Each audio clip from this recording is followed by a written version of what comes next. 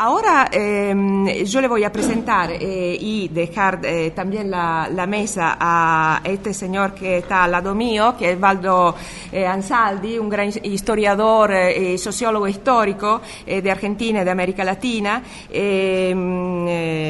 doctor en Historia de la Universidad de Córdoba y profesor emérito en la UBA y gran maestro que va compartiendo su tiempo entre la capital y el interior del país y creando buena escuela y buenos jóvenes que investiguen.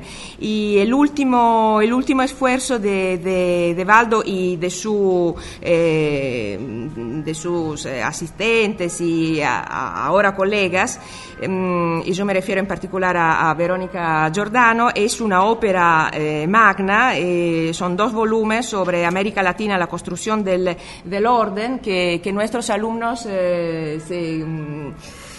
amaron mucho este año porque nosotros elegimos algunos de su capítulo y bueno, entonces sin otro comentario, yo le rogaría a los 2 oradores de acercarse a la mesa. Yo le dejo mi lugar y tenemos de media hora hasta 45 minutos de discusión. Tenemos mucho para discutir, pero va a ser duro para Valdo quizás buscar un filo rojo, además que Valdo no tenía papel durante las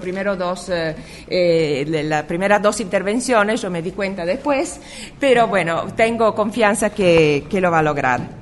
Bueno, ya lo hice personalmente, pero nobleza obliga agradecer a Lorenza por la cordial invitación a compartir con ustedes esta primera sesión del seminario. Hay que decir que Lorenza y yo compartimos además un doble acto de irresponsabilidad, el de ella por invitarme y yo por aceptar, porque yo soy un latinoamericanista y en consecuencia no soy alguien que sigue con detenimiento y con sapiencia los temas que se han abordado esta tarde. Sin embargo, podría ser una mirada que tiene que ver cómo los temas expuestos inciden en la realidad latinoamericana, porque en particular las 2 últimas exposiciones tienen más elementos de común, en realidad las 4, pero por razones que espero queden claras, me gustaría hacer primero referencia a las 2 últimas. La exposición de Tomás, y quizás con el añadido interesante de esta apelación al humor, y cuando hay apelación al humor es imposible no pensar en la connotación psicoanalítica que Freud le dio al chiste, y dio una serie de pistas que sin ninguna duda podían haberse seguido si él estuviera aquí presente o si tuviéramos más tiempo para ello. Pero en su descripción de la caída de la Unión Soviética y del bloque soviético, del mal llamado socialismo real, hay en efecto una serie de cuestiones que a los latinoamericanos nos tomó muy de cerca. Primero porque la irrupción de la Revolución Cubana y su proclamación de revolución socialista puso al bloque soviético en el contexto latinoamericano en una dimensión que antes no tenía, excepto en el de ser parte del otro polo de la Guerra Fría, en la medida en que América Latina formaba parte, según la convicción ratificada en estos días por Estados Unidos, de que somos su patio trasero. En ese patio trasero irrumpía de pronto el enemigo fundamental dentro de esa bipolaridad que caracterizó al periodo llamado de la Guerra Fría y que concluye con la caída del muro y la caída del bloque soviético. Y en ese sentido, entre los elementos que Tomás señalaba como los que llevaron a la caída de esta experiencia, hay uno que se vuelve particularmente significativo y es aquel que él planteó en términos de la incapacidad del bloque soviético de superar en términos económicos al capitalismo occidental. Él hizo referencia, además de la pérdida de libertad, de democracia, de represión y de apelación a la represión, de la pérdida de eficacia en términos de productividad. Y este es un punto que en América Latina en algún momento se debatió fuertemente, y no tanto en relación a lo que estaba ocurriendo en la Unión Soviética y los países vecinos, sino en cuanto esa discusión tenía que ver con América Latina y particularmente con la Revolución Cubana, que es cuando Ernesto Guevara planteó sus fuertes disidencias respecto del camino que estaba tomando la Unión Soviética, entre otras cosas porque la obsolescencia en la revolución científico-tecnológica lo ponía en una desventaja que no se podía revertir si no se corregía esa marcha. Y este punto, claro, si se recuerda bien, fue un debate temporalmente breve, tiene que ver con el periodo previo a la salida de Guevara de Cuba, pero de todos modos fue una discusión muy fuerte que abarcaba varias cuestiones, algunas de ellas de carácter teórico y otras de carácter práctico. Tal vez ustedes recuerden, los más memoriosos o los que tienen edad de haber vivido aquel proceso, la célebre discusión acerca de los incentivos morales y los incentivos morales por un lado, materiales por el otro, o bien cómo se regulaba el presupuesto de las empresas estatizadas. Esa discusión tenía mucho que ver con la experiencia que se había llevado adelante a partir del triunfo de la Revolución Soviética. Es muy curioso en la intervención de Tomás esta descripción de los momentos que llevaron a la caída del socialismo real, la total ausencia de referencia al proceso en China. Y digo esto porque la presencia china hoy en América Latina es, en términos económicos, uno de los datos más significativos y sobre lo cual sabemos todavía muy poco. Y el modo en el que China se relaciona económicamente con América Latina no es un dato menor, porque hay ciertas formas que remedan mucho los procedimientos clásicos del imperialismo. Y no digo que sea exactamente lo mismo, digo que hay procedimientos que remedan lo mismo porque estamos procediendo conforme la misma lógica de intercambiar materias primas favorecido por altos precios por productos maquinofacturados. Y esto no es un tema menor de cara a la experiencia que ha vivido América Latina y a la coyuntura actual, que en muchos sentidos es favorable a plantear políticas distintas a las que tuvimos en el pasado. Y esto me lleva a otras dos cuestiones. Una, Inés dijo casi en el comienzo de su exposición algo que me parece significativo, hizo referencia a que los gobiernos no aprenden de la historia. Y lo hizo a colación cuando trajo a colación un artículo sobre los 10 años de la crisis en Argentina, reproducido en una publicación europea. Y es cierto, esto me recuerda siempre, yo suelo utilizarlo con mis alumnos, a una proposición de Hegel. Ni los pueblos ni los gobiernos aprenden nunca nada de la historia. Y esto Inés lo trajo a colación del tratamiento de la crisis europea, y uno lo podría traer a colación de los procesos de integración en América Latina, porque los procesos de integración en América Latina se fundaron muchísimo en la experiencia de la Unión Europea, y quizás la nota característica, y Inés me puede ratificar o corregir, es que fue un proceso de integración gestado mucho más desde arriba que desde abajo, algo que por otro lado Edgar Morin había señalado críticamente en su momento. Y los procesos de integración, efectivamente, si se dan a niveles de gobierno, a veces más de gobierno que de estados, que de los pueblos, conlleva una dificultad, una debilidad muy fuerte. Esto me parece que se advierte en el caso europeo hoy, y de alguna manera se advierte también con otras características, porque el proceso está mucho más retrasado en el caso latinoamericano. Yo recuerdo cuando era coordinador de la maestría en procesos de integración en la Facultad de Ciencias Económicas de la UBA, las discusiones que se gestaron en torno a esto de cuánto era posible seguir el camino europeo porque incluso, y en los 90 se hablaba mucho de esto, sobre todo después del Tratado de Asunción y del énfasis mucho más en el plano de la integración económica y casi diría comercial, más que económica, más que en el proceso político-social que había estado en la base del acuerdo disparador de este proceso, que fue el célebre tratado entre Sarney y Alfonsín allá por 1985. Esta idea de seguir literalmente el mismo proceso, y en ese entonces se decía, nosotros partimos con 50 años de atraso respecto de la propuesta europea, el Club de Roma, etcétera, no nos pidan que aceleremos el proceso. Y esa era una lectura evolucionista clarísima, donde estaba también claro que lo que se postulaba era una secuencia que seguía linealmente el proceso europeo.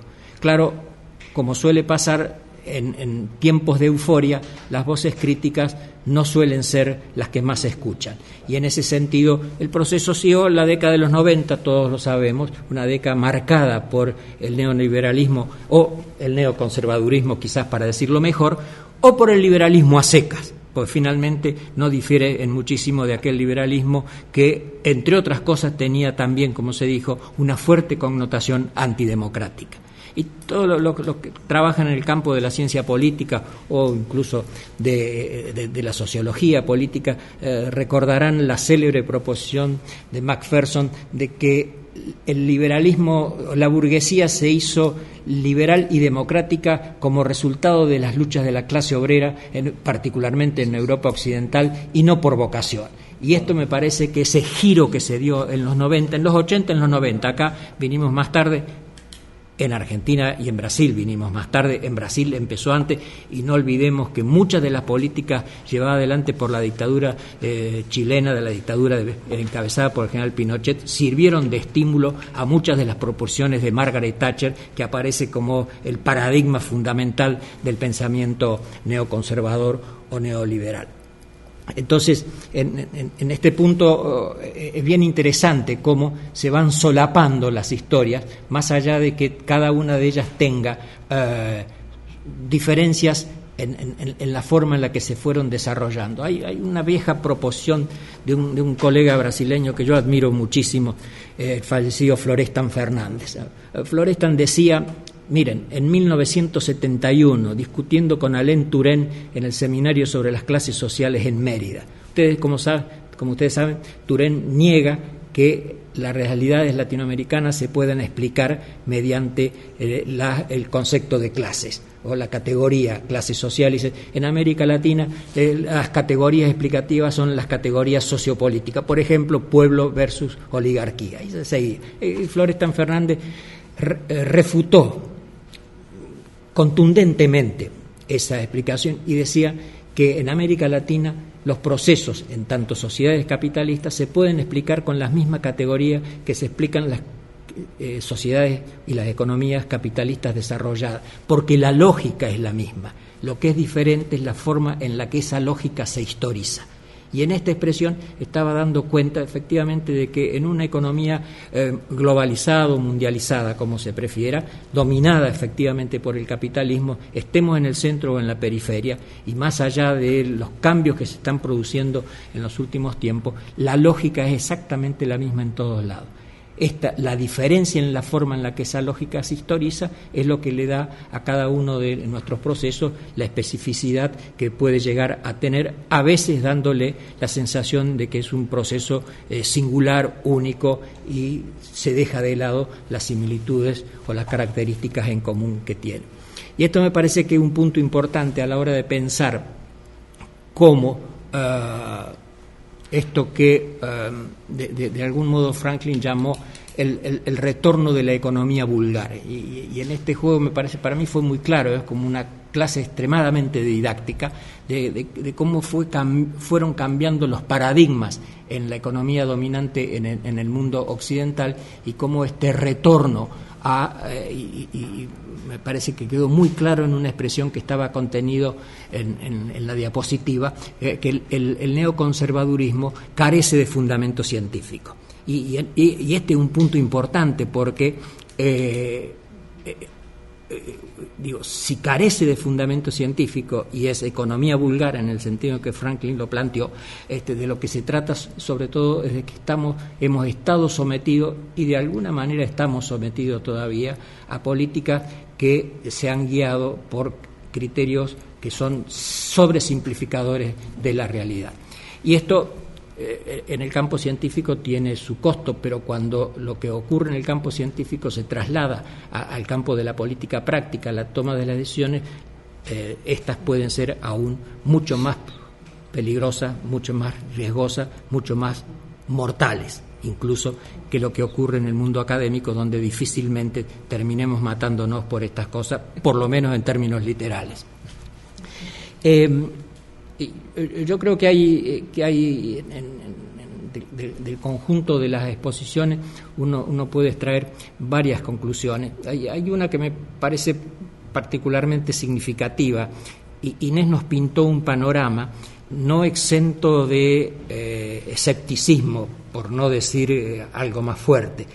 Digo escepticismo porque con todo el panorama que nos contó dejó al final una lucecita de esperanza, como que a partir de septiembre, pena que septiembre en Europa no sea primavera sino otoño, porque si fuera primavera uno podía pensar de que efectivamente podía recuperarse, pero como es otoño, esto abreva o alimenta la visión pesimista que Inés nos planteó, salvo que, claro, en las elecciones parlamentarias de 2014, que son en mayo y es primavera, efectivamente ahí se dio una vuelta de tuerca que permita superar este proyecto que, por cierto, sigue siendo, más allá de sus debilidades estructurales. Inés lo marcó muy bien cuando hubo quienes tempranamente advirtieron que se estaba perdiendo el rumbo de aquella Europa, ella le llamó Europa social, que se quería construir. Y la advertencia de que se estaba equivocando el rumbo fue bastante antes que efectivamente se concretara la Unión Europea como tal. De modo que, para los latinoamericanos, por lo menos para aquellos que estamos con textos que nos parece que los procesos de integración son algo fundamental y decisivo, y en este contexto para los latinoamericanos mucho más que en otro momento, me parece que prestar atención a este tipo de procesos, la forma en la que se ha desarrollado, las falencias, las debilidades, deberían servirnos de enseñanza. Y a lo mejor, tal vez, alguna vez, quizás porque ahora los europeos tienen en su propio territorio un papa del fin del mundo, y a lo mejor produce el milagro de revertir esta situación. Y para los latinoamericanos, mejor que esté en Roma y no acá, tal vez nos dé la posibilidad de que el aprendizaje que hagan los europeos nos permita a nosotros corregir el rumbo antes de que sea demasiado tarde y tengamos en el próximo seminario, dentro de algunos años, que llegar a la misma conclusión pesimista con que Inés cerraba su exposición. No sé si quieres que diga algo más, Lorenza. Yo hablo de lo que quieras, si tú quieres. Bueno, entonces no los abrumo más. Yo soy un convencido del trabajo que acabo de terminar, que saldrá pronto como librito en México. Lo que ha mostrado es que el sentido de la teología es la concentración del ingreso. La teología está hecha para concentrar el ingreso. Y la evidencia está en el 0.1, la mejora de los últimos 30 años, que además corresponde exactamente a la desregulación financiera, que en términos teóricos quiere decir neoclásico / monetarista / teoría de los mercados eficientes / Chicago. Es muy preciso dónde y quiénes. Y todos los premios Nobel, 26 premios Nobel. Si tú quieres legitimar la teología, 26 premios Nobel legitima cualquier cosa. 26 premios Nobel, incluido Black-Scholes y $100,000 millones de pérdidas de Long Term Capital Fund. Y todo el mundo se lo calla, ¿verdad? O sea, ya no nos acordamos del Long Term Capital Fund y los $100,000 millones que nos costó. Porque les costó a los taxpayers americanos y nos costó al mundo en términos de crecimiento económico. Pero eso no se dice, porque lo que importa es la concentración del ingreso. Y a mí me sorprende, y esto ya tiene que ver con Europa, por un lado, el tema de la asimetría de Alemania con el resto de Europa. Porque si la fatalidad de los procesos de integración es la asimetría, en América del Sur estamos fregados con Brasil, porque no es 30% del PIB, es 50%. Entonces, imagínate, será para que no estornuda el presidente de Brasil y los paraguayos lloran. No puede ser, pues. O sea, los esquemas de integración no pueden estar limitados al temperamento del jefe de Estado, del Estado Mayor, es imposible. Pero por otra parte, el intento de concentrar el ingreso en Europa comenzó cuando Blair fue presidente de la Unión Europea. Ese fue el momento de tratar, y yo lo que veo, corrígeme, yo veo 3 reacciones al hilo en contra de la ofensiva política para la concentración del ingreso. El ITF es uno, la reacción contra las medidas contra Chipre, había una reacción furibunda, porque si las medidas son contra Chipre, tienen que ser contra Luxemburgo. Y entonces, ¿cómo le hacemos? Porque Luxemburgo es el paraíso financiero del mundo. Y la tercera, que es un poco más delicada, que yo creo que tiene que ver con esto de que Estados Unidos le está pidiendo más reservas de capital a los bancos europeos que operan en Estados Unidos que lo que le pide a los bancos estadounidenses.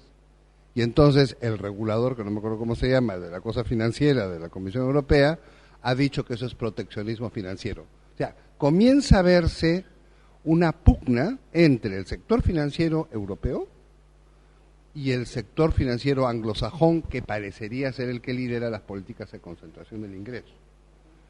¿Esta pugna se refleja en la ciudadanía, se ve en la calle, o solamente hay este desánimo horrible? ¿Y qué va a pasar con el liderazgo alemán? Pues es absurdo el peso de Alemania, ¿no? Chiedo, spero sia chiaro, parlo italiano. Io penso che la politica sia molto importante e segnalo 2 cose e chiedo appunto il parere. Il cambio in Europa sia quando finisce l'ideologia portante dell'Europa, che non è né un'ideologia di destra né l'ideologia socialdemocratica.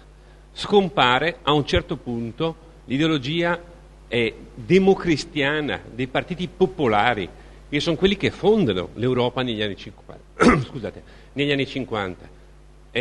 Schuman, Werner, De Gasperi, Adenauer. La base dell'Europa è per forza, siccome i socialisti, salvo alcuni socialdemocratici, sono contro l'Europa, la base dell'Europa ha un'ideologia molto forte che è anche di solidarietà. Negli anni 80 questa forza inizia a scendere e negli anni 90, siccome non c'è più l'altra parte, non ha più senso. In Italia scompare il partito, ha una matrice anche culturale. Se l'America Latina cerca di copiare, dovrebbe copiare l'origine, cioè l'idea, solidarietà, partito popolare.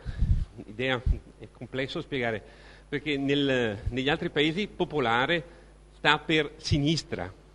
Esiste anche un popolare che è centro-sinistra, centro, che era tipico dell'Europa anni 50 e 60, fino a quando poi la sinistra, la parte non filosovietica, in Italia i socialisti, possono aderire al modello europeo. Questo è scomparso.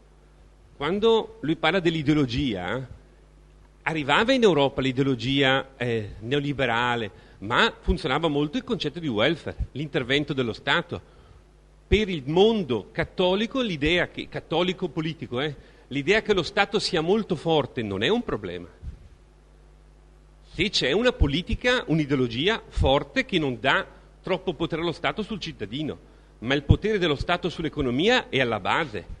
Nel mio paese, in Italia, la politica di Fanfani, di altri, ma anche in Francia, l'idea di uno Stato molto forte che è al servizio del cittadino, non sopra il cittadino.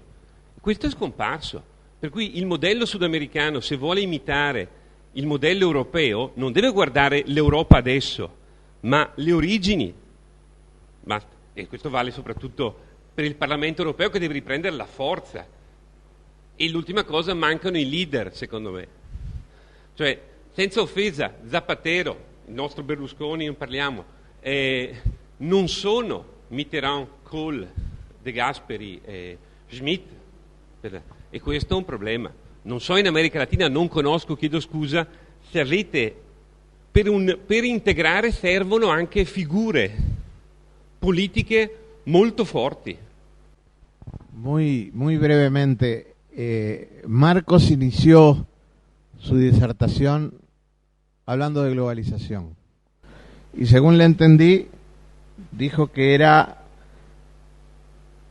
el momento en que la dinámica financiera predominaba sobre la dinámica industrial.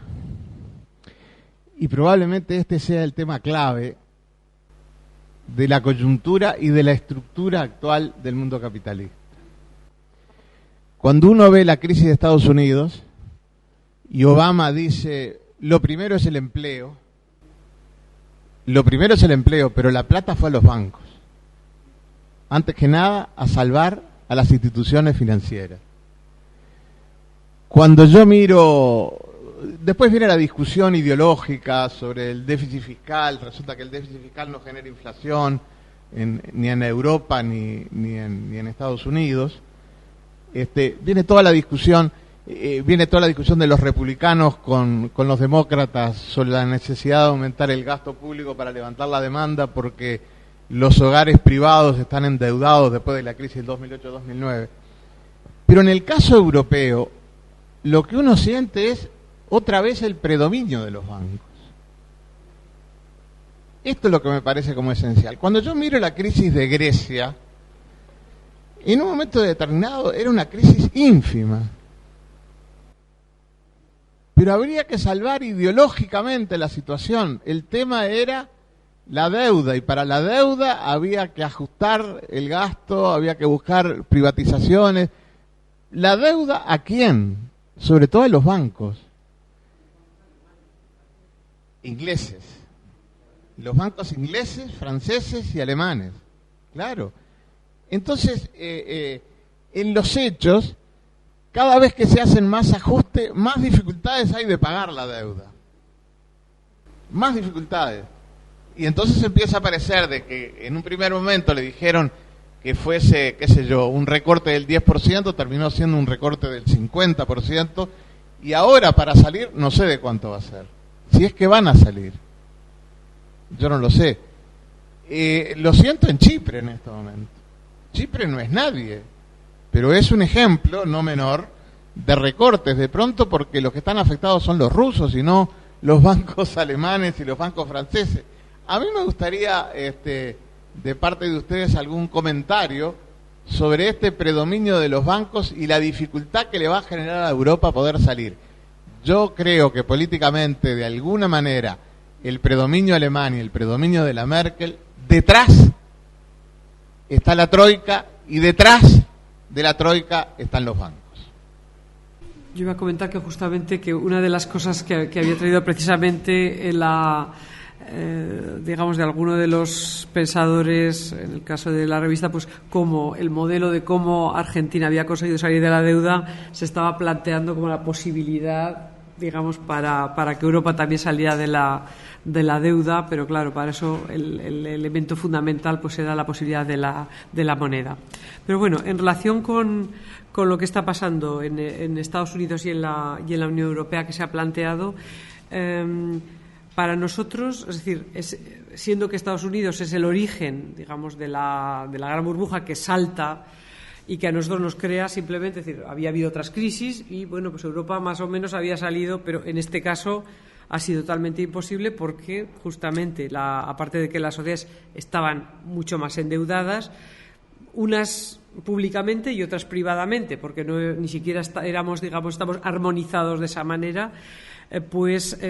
Ahora, yo ahí sí que querría preguntarles, porque es una de las cosas a los expertos en economía, porque ahora mismo, dada esta situación entre los Estados Unidos y la Unión Europea, donde primero Europa culpa a los Estados Unidos de su burbuja y que eso le genera la crisis a Europa, pero ahora mismo el hecho de que Europa, la falta de liderazgo europeo ha hecho que el manejo de la crisis haya sido tan desastroso, está creando a su vez un riesgo en Estados Unidos, por no decir en la economía mundial, pero en fin, en Estados Unidos especialmente, y de repente, en mitad de este problema, salta el anuncio, que yo la verdad es que en esto soy muy lega y he de reconocer que no es un tema que he leído, pero no me he metido en ello porque todavía en el Parlamento estamos en debate, la posibilidad de un acuerdo de un acuerdo con Estados Unidos, digamos ya de libre, o sea, de la liberación, la abertura ya del mundo mundial, exactamente, o sea, en fin,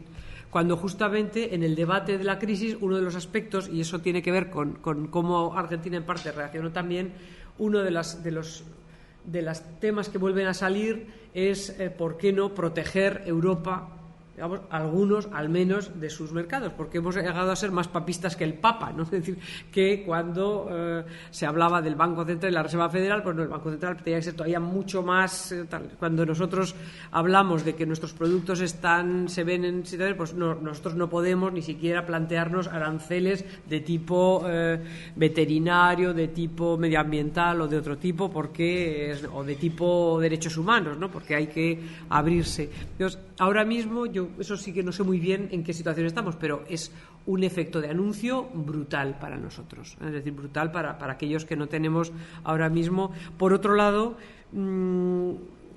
justamente abre también o acelera el debate sobre el tema de la moneda, porque claro, algunos Estados miembros siempre seremos o podremos ser más competitivos que Alemania, por ejemplo, en algunos casos, ¿no? Entonces, ahora mismo el debate sobre ese acuerdo es un debate que también está abierto de una manera muy desequilibrada. Y bueno, pues el papel de Alemania pues es un papel predominante, totalmente ahora mismo, podríamos decir, desbocado, en el sentido de que yo recuerdo, al ser mi marido alemán y trabajar mucho con la Friedrich Ebert, hace años, antes incluso de que empezara la crisis, pero ya había o sea, desde el momento en el que, y he de decir que era con el canciller Schröder, que el discurso en Alemania, porque ellos habían hecho frente a la reunificación a solas, pero claro, generándose unos desequilibrios internos que los hemos acabado pagando los demás, para que no nos vamos a engañar, pero bueno, a solas, con el canciller Schröder aparece por primera vez el discurso de una Alemania desacomplejada de cuando la guerra, es decir, el paso de Kohl a Schröder, siendo Schröder, digamos, un animal político, pues en aquel momento recuerdo, porque claro, lo vivía yo pues, en casa, en la familia, esa pérdida, por una parte, era justo decir, bueno, Alemania no puede estar siempre pagando en el discurso, siempre diciendo mea culpa, porque además con la apertura polacos, húngaros, allí también todo lo que había pasado en el Parlamento Europeo nos hemos encontrado durante todos estos años con un nacionalismo galopante de todos estos Estados miembros que saliendo como salían de la férula soviética, pues necesitaban renacionalizarse frente a quién, ya no a la Unión Soviética, sino a Europa. Nos hemos encontrado, y ahora mismo es uno de los debates grandes de cómo estos países necesitan todavía profundizar en su nacionalismo con todas las revisiones históricas, en fin. Entonces, en esa situación, Alemania se desacompleja en el discurso, mientras que en la parte económica necesita reforzarse, empieza ya a hablar de reducir el presupuesto europeo, de no tener que pagar por los demás, abre sus mercados, digamos, al este, que es lo que de cierta manera estaba buscando con la ampliación, aparte de la deuda histórica política. Y, digamos, en el seno de la Unión Europea empezamos a notarlo en los grupos. En los grupos lo hemos notado, en mi grupo socialista o en el grupo del PP, cómo va adquiriendo una predominancia en puestos, sin ningún tipo ya de complejos. Es decir, ahora mismo la señora Merkel o el que va a ser el candidato posiblemente socialdemócrata nuestro, pues es un alemán, Martin Schulz, ya no hay ningún tipo de límite. Yo recuerdo haberme preocupado, porque bueno, pues como te los tienes cerca y ves cómo funcionan, pues decir, ojo, porque una cosa es que es verdad que Alemania no puede seguir siempre pidiendo disculpas, pero ojo, porque no vayamos a tener la tentación de volver otra vez el hermano fuerte que no se da cuenta que da un golpe al otro y como es mucho más fuerte, al otro lo mata, ¿no? Aunque no quiera matarlo, pero vaya, lo mata, es decir, no queriendo, pero lo mata. Y ahora mismo, en el seno de del debate europeo, eso es lo que está pasando, es decir, Alemania, con toda la gestión de la crisis que se está haciendo y con ese método que Ulrich Beck llama la dilación como táctica domesticadora, es decir, la señora Merkel nunca toma decisiones, la dilación como táctica domesticadora, es decir, llevamos, desde la crisis de 2008, hemos tenido no sé cuántas cumbres, más de 30 y tantas cumbres. En cada cumbre no pasa nada. Todo se dilata, todo se deja a ver qué va a pasar, La señora Merkel no es una líder carismática en absoluto, aunque en el interior de Alemania ha conseguido hacer pasar esa visión de que ella es una ama de casa austera, que gestiona su presupuesto como la ama de casa Schwabia, me parece que llaman, Schwaba. Y en el ámbito europeo se ha encontrado sola porque ya nadie la acompaña, es decir, ella impone, detrás de ella se esconden pues los británicos, como he dicho, los holandeses, daneses y finlandeses y suecos, que son los que quieren más austeridad porque piensan que ya no les interesa, digamos, el seguir pagando. Y entonces Alemania, en la gestión de la crisis, lo primero que ha hecho es proteger, como se ha dicho muy bien, los bancos alemanes que tenían una deuda en Grecia. Bueno, todos sabíamos al principio que el famoso aeropuerto de los Juegos Olímpicos había sido financiado con una deuda brutal por bancos, entre otros alemanes, y que lo primero que cuando se cierra Grecia, que es verdad que es una economía irrelevante para todo lo que es, digamos, el PIB europeo, que se podía haber saldado todo, pero eso ponía de manifiesto el agujero negro que tenían, digamos, algunos de los bancos alemanes. Y quien dice esto dice lo de los demás sures, ¿no? Aparte que cuando hemos intentado en la gobernanza bancaria meterles mano a las cajas de ahorro, las españolas, bueno, les hemos hecho una limpia, que las pobres están como están, vamos, y veremos a ver. Pero las alemanas, que tienen un problema similar porque fueron las que tragaron con toda la deuda y todo el problema de la reunificación en los Länder y con todo lo que eso ha conllevado, pues no hay manera ni de saber lo que hay allí, y toda la gestión de la crisis va realimentando. Tan es así que, bueno, pues hoy día en Alemania no puedes poner ni 2 euros en un banco porque es que te dan no te dan nada. En cambio, pues pues sí que, porque de tanta reversión que ha habido de capital, porque claro, todo el mundo, a mí misma me decían mis compañeros, Inés, como estás casado con un alemán, coge el dinero y llévatelo a Alemania, que es lo primero que puedes hacer. Toda la gestión de la crisis que se está haciendo, incluso la de Chipre, es verdad, una parte es la parte rusa, pero otra parte también es que Chipre estaba funcionando precisamente como paraíso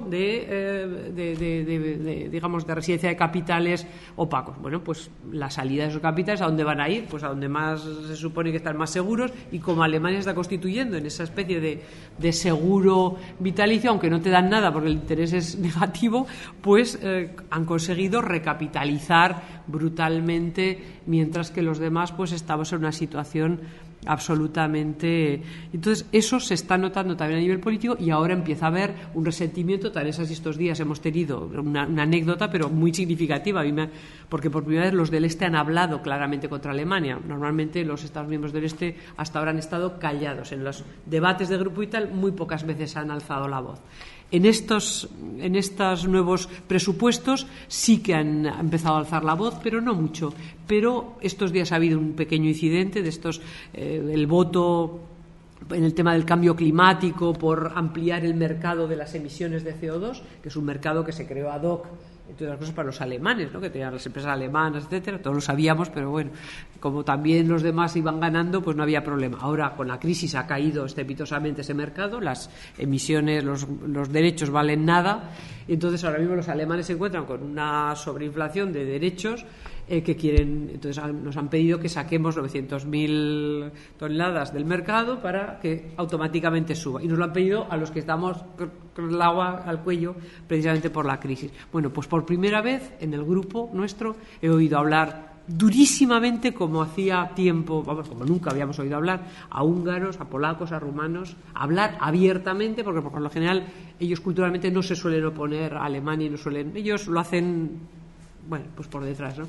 Pues por primera vez, pero de o sea, con una dureza brutal en cuanto contra los alemanes, o sea, que a mí porque por lo general no se suele hacer, no es decir, que la tensión está subiendo, y en la parte, digamos, aparte que todos los analistas ya te dicen, bueno, pues ahora ya no es la agresión, Alemania necesita agredir, simplemente, digamos, se impone por la parte económica, de tal manera que los demás, pues vas aceptando un modelo que cada vez pues es, digamos, más imposible, porque los demás no tenemos ni esa cultura, digamos, ni esa estructura.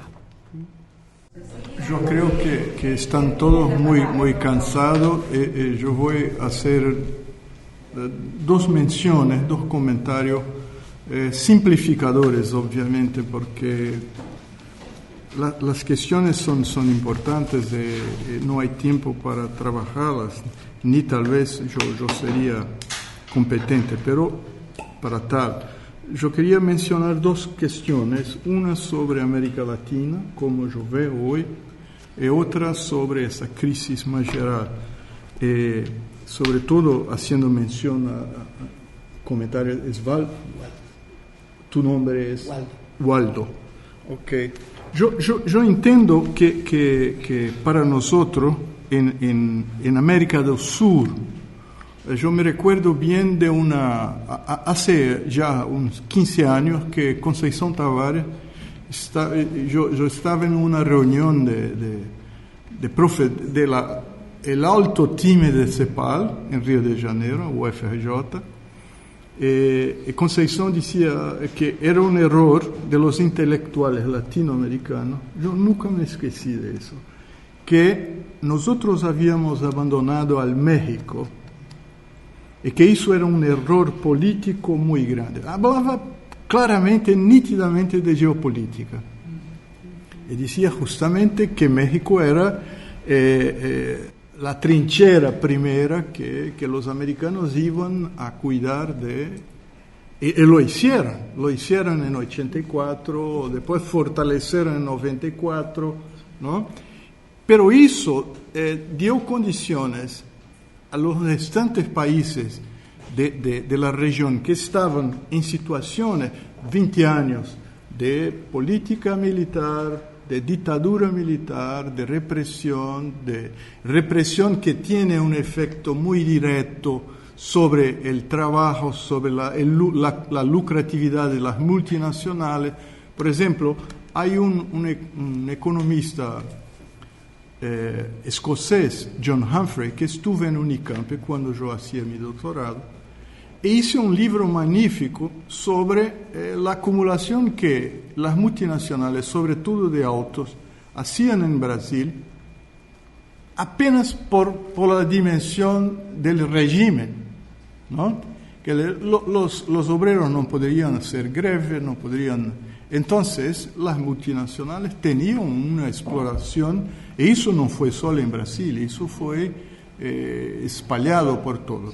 Bueno, todo ese movimiento de 20 años de política de ajuste y tal, generó dentro de esa región del sur movimientos sociales, políticos, que vieron de la lucha del PT, de otros grupos políticos y de sectores sociales que viraron la regla del juego. Y eso, gustando o no, eso comenzó con Chávez en 98, luego después con Lula, y fue un movimiento al revés de la figura del ¿cómo se dice?, del juego de cartas que una puje la otra. Eso fue al revés, porque esos gobiernos que nosotros hablamos de gobiernos color de rosa o lo que sea, de izquierda o más a izquierda, hicieron políticas sociales diferenciadas. Esas políticas sociales fueron tremendamente fundamentales. Mira, cuando en los años 80 de la primera deuda nuestra, ¿no? La década perdida, disculpe, Europa y Estados Unidos habían hecho su reconversión tecnoproductiva, cuando nosotros pagábamos la deuda.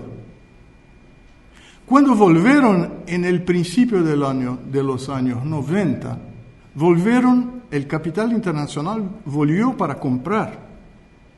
Y compró activos en Argentina, compró la petrolera, compró Fernando Henrique, por poco no vendió Petrobras.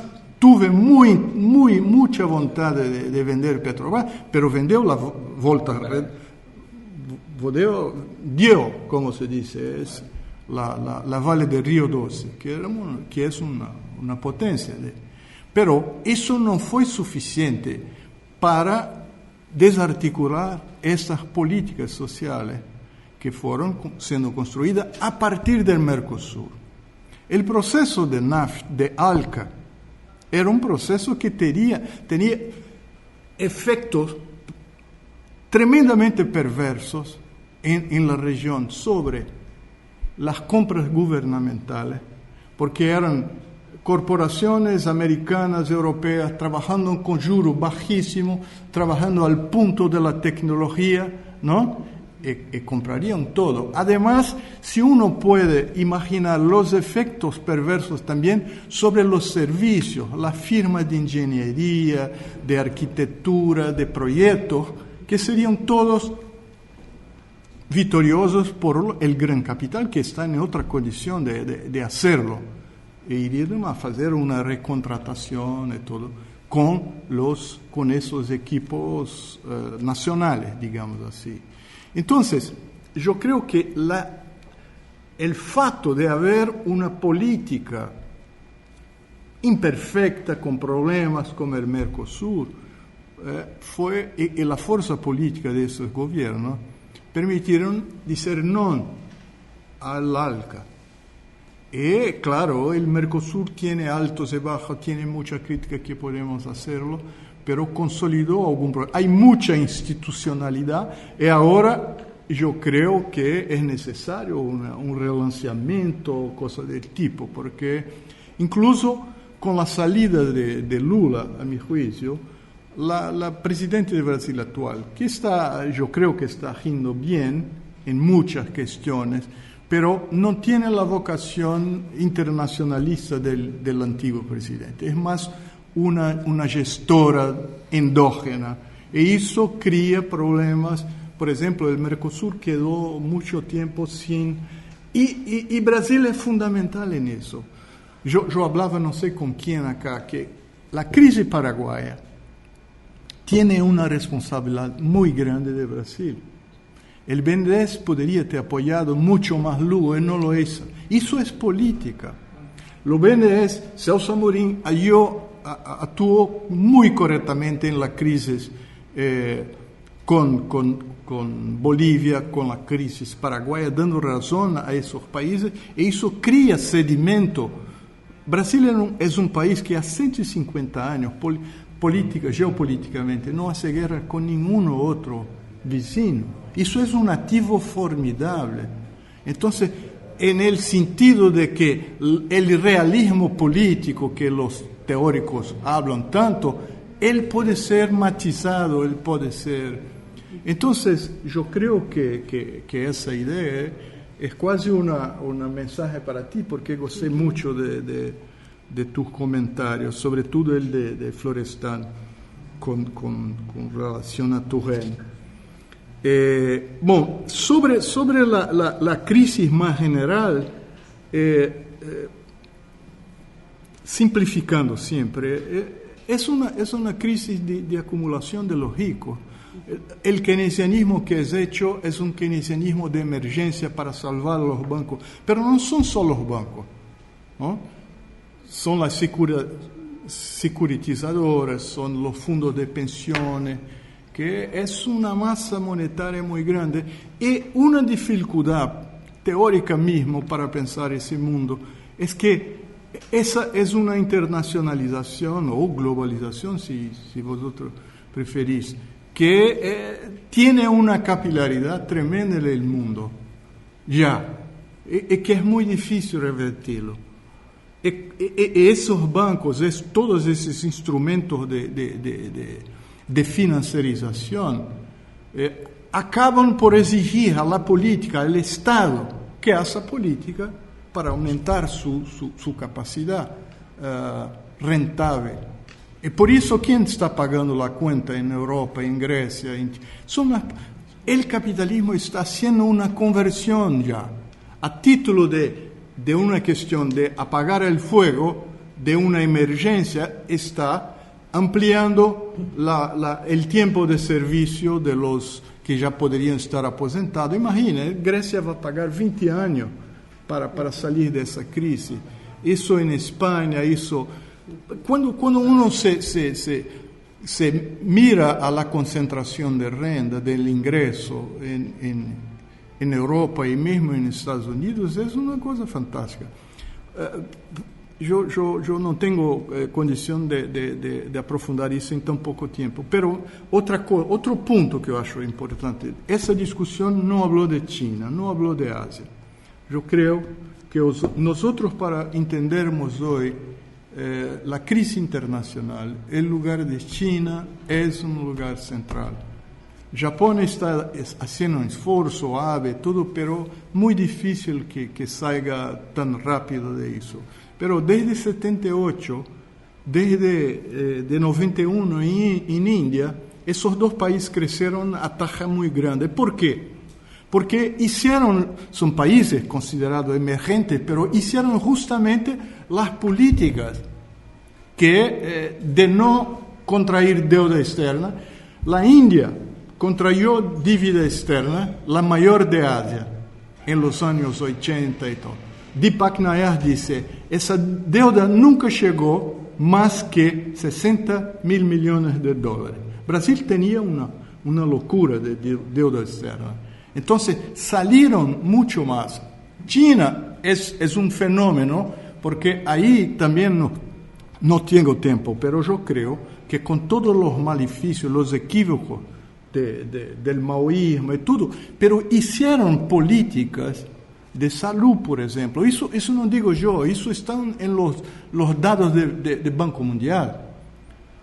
En los años 70, la población china tenía una expectativa de vida de 59 años. 20 años después, esa población tiene una perspectiva de vida de 71, 72 años. Hicieron política de salud por la base. Y eso permitió que cuando Deng llegase ya encontrase un terreno. India no hizo nada de eso. Su capitalismo tiene una dificultad muy grande de deslanchar. También estoy hablando muy rápido, no me gusta hacer eso, pero yo creo que son ejemplos de dos grandes países, balenas, como decíamos en la política internacional, que hicieron políticas completamente diversas de las políticas que son centradas en Bretton Woods. Hicieron política para distribución, política... India hizo eso por un tiempo.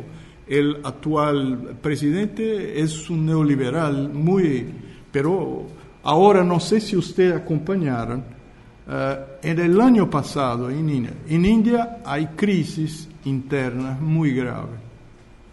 Por ejemplo, hay suicidio de campesinos, la gente que vive en los panchayats, las pequeñas aldeas, porque el gobierno, intentando hacer política de agrobusiness, obliga a los campesinos a comprar semillas, a endividarse. Cuando no salen, no van a perder una cosa que es histórica. Hay fatos los datos oficiales hablan de 60.000 suicidios, sobre todo en una gran región de India, en torno de India Oriental, ¿no? Y eso es la situación que actualmente el gobierno indiano está haciendo. Pero lo que yo quería contar es que por presión internacional, de grupos internacionales, querían abrir los sectores varejistas, del varejo en India.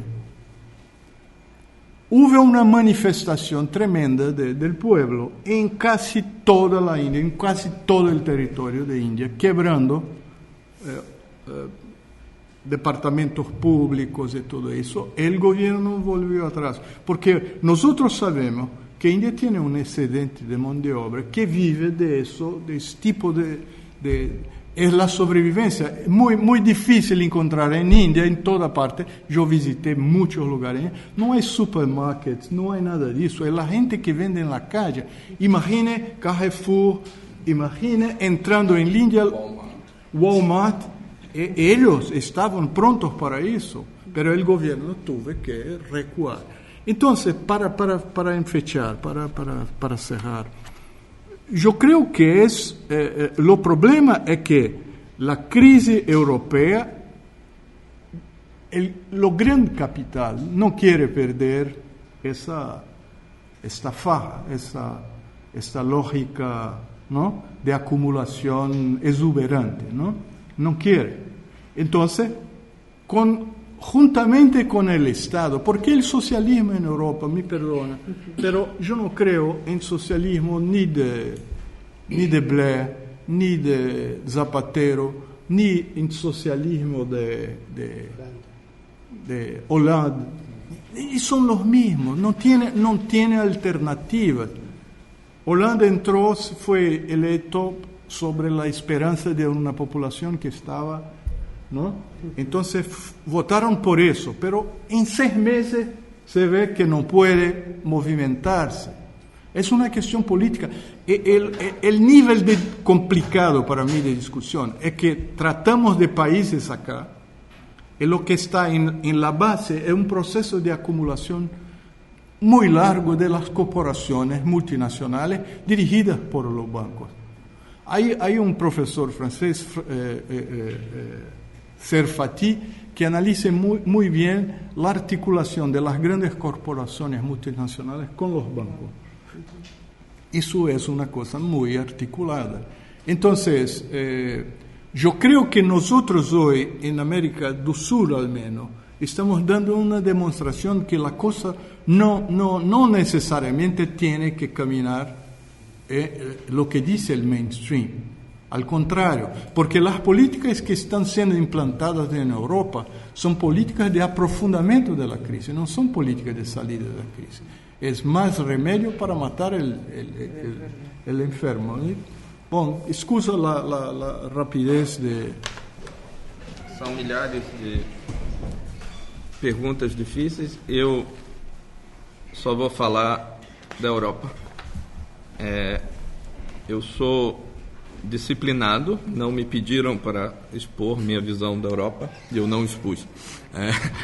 Mas nas perguntas essa possibilidade apareceu. Em primeiro lugar, eu queria fazer 2 observações sobre a Europa e a crise europeia. Uma mais política, digamos assim, outra estritamente sobre o processo econômico. A questão política eu pessoalmente, já tenho muitos amigos europeus, já vi várias reuniões desse tipo com europeus ou sobre a Europa, e desculpa, tá tarde eu falar uma coisa muito polêmica, porque todo mundo quer ir embora, mas essa demonização da Alemanha, ou da Merkel, que é uma pessoa particularmente medíocre, me incomoda um pouco, no sentido de que acho até um desrespeito por povos que foram realmente oprimidos pela Alemanha, na época que a Alemanha invadia, matava, etc. A minha pergunta, parafraseando Stalin, é: quantos Panzer tem a Alemanha? Nenhum. Eles estão... Tanques Panzer tem a Alemanha hoje? Nenhum. Panzer, los tanques. Quantas divisões blindadas? Tanques? Nenhum. Não pode ter, porque é um país ocupado militarmente pelos Estados Unidos. Então, alguma outra coisa faz os países se sentirem essa vítima indefesa da maldade alemã. Primeiro ponto. Né? Eu não sei o que é, porque é estranho. Há um fatalismo estranhíssimo em relação à Alemanha, como se ela fosse um império mais poderoso do que a União Soviética sobre isso, do que os Estados Unidos, que pode e faz intervenções e joga bomba em quem discorda. Que eu saiba, a Alemanha não tem condição de jogar bomba em ninguém. Né? Então, esse primeiro ponto é por que a Alemanha é tão má e todo mundo é tão indefeso? Segundo ponto, de que partidos... aí é um ponto que a Lourença falou de Thatcher, etc. O problema não é a Thatcher. A Thatcher fez o papel dela. Reagan fez o papel dela. Eu posso estar enganado, mas a maioria dos primeiros ministros que assinou o Tratado de Maastricht eram de partidos que se chama na Europa de centro-esquerda. A maioria, não a minoria. O euro foi aprovado por todos os partidos que têm nomes como Partido Socialista Operário, o Partido da Grécia, o PASOK. Todas essas reformas agora estão sendo feitas pelos partidos. Por quê? Porque a Alemanha é malvada, é cruel. Essa a responsabilidade dos partidos de esquerda europeus devia ter sido proteger as enormes conquistas do Estado de Bem-Estar europeu dos anos 60 e 70. É de uma irresponsabilidade quase gorbachóvica o que eles fizeram. E todo mundo põe a culpa na pobre da Merkel, que está fazendo o papel dela. Ela é conservadora, ela trabalha para os bancos. Você queria que ela fizesse o quê? Sí, pero partidos conservadores del sur están en contra de ella. Então, E daí? O ponto não foi a Alemanha que causou o problema. Os partidos de esquerda podiam não ter assinado Maastricht, assinaram. Partidos de esquerda podiam não ter entrado no euro, não entraram. Os partidos, e aí vamos para a crise. A crise europeia, de verdade, é uma crise bancária causada pela crise americana financeira, porque havia muito dinheiro europeu, não só da zona do euro, muito inglês também, investido nos Estados Unidos, e a implosão do subprime e outras coisas causou fortes problemas lá. Um efeito colateral da súbita escassez de financiamento em dólar que aconteceu na Europa, porque os bancos europeus, por um processo muito complicado, as filiais dos bancos europeus captavam dólar no mercado atacado americano. Depois os bancos europeus pegavam esse dólar e entrava por outro lado, saía da fronteira, entrava por outro lado, comprando imóveis, outras coisas, títulos, etc. No momento da crise mais aguda, houve naturalmente no mundo inteiro uma redução da liquidez em dólar, uma enorme fuga na direção do dólar, que levou a desvalorizações cambiais em toda parte, etc.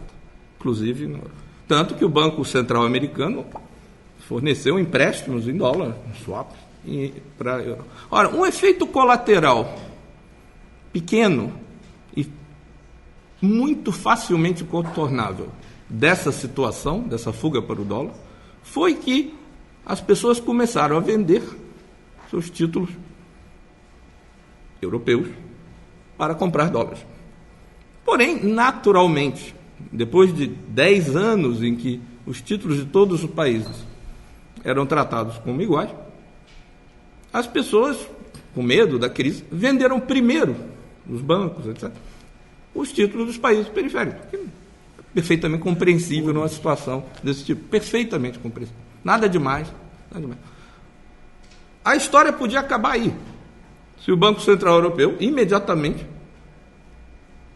comprasse títulos de curto prazo, nem os longos, desses países, para manter os diferenciais pequenos que existiram durante 10 anos. Isso é, o euro só funcionou, apesar dos problemas, durante 10 anos, que o Banco Central Europeu incentivou os bancos privados de todas as áreas a tratarem como iguais. Eu não vou entrar na tecnicalidade, tem coisas sobre garantias aqui, mas eram tratados como iguais os títulos pelo Banco Central, como garantia de empréstimo, títulos da Grécia, etc. Eles sabiam que não eram iguais, mas se o Banco Central trata como igual, fica igual. Na hora da crise, que era a hora de, mesmo coisas as mais desiguais têm que ser tratadas temporariamente como iguais, o Banco Central Europeu resolveu que agora, depois de 10 anos, era o mercado que devia dizer se havia risco ou não na Grécia, na Itália, etc. E o que é um problema? Porque não é um problema nem fiscal, nem cambial, nem da Alemanha. Foi um absurdo. Né? Se o Banco Central Europeu tivesse agido diferente, nem a Grécia ia ter problema, porque não acontecia nada. Nada. Agora, depois desse processo, o Mário Draghi concorda com a minha interpretação, porque ele chegou em setembro do ano passado e falou: eu acabo com essa crise na hora que eu quiser. Só vou acabar se vocês fizerem acordos de austeridade com a Troika. Deixando absolutamente claro o que eu estou falando, não é uma invenção minha, ele disse isso. E então, se é assim, certo? Se foi isso que aconteceu, o problema é: por que tanta austeridade, que pode acabar em 2 minutos, com a cooperação do Banco Central Europeu? Porque há um projeto que não é só dos bancos, é de mais gente, na direita europeia inteira, e nesses partidos que se dizem de esquerda, não sei por que eles ainda se chamam de esquerda, o Partido Social Democrata Brasileiro ainda se chama Social Democrata, é de direita há 20 anos. É de fazer o que é, na minha opinião, ou usar a oportunidade da crise para fazer o que, na minha opinião, é o projeto das elites europeias. É atacar o Estado Social da periferia europeia para depois enfraquecer os trabalhadores e a coisa social francesa, alemã, principalmente, é contra os alemães. A Alemanha está contra os trabalhadores, a Alemanha não está contra o grego, que é irrelevante para isso. E por que eles estão contra a periferia europeia, etc.? Porque o objetivo dos europeus, da elite europeia, é uma coisa que eles não conseguiram até hoje e que é necessário, dado como, infelizmente, a direita europeia se estrutura. Eles querem uma força de trabalho dócil, mal remunerada e branca. Branca, olhinho claro. De pele branca. E a única maneira de fazer isso é o que eles estão fazendo. E estão sendo muito bem sucedidos. Obrigado. Obrigado. Obrigado. Obrigado. Obrigado.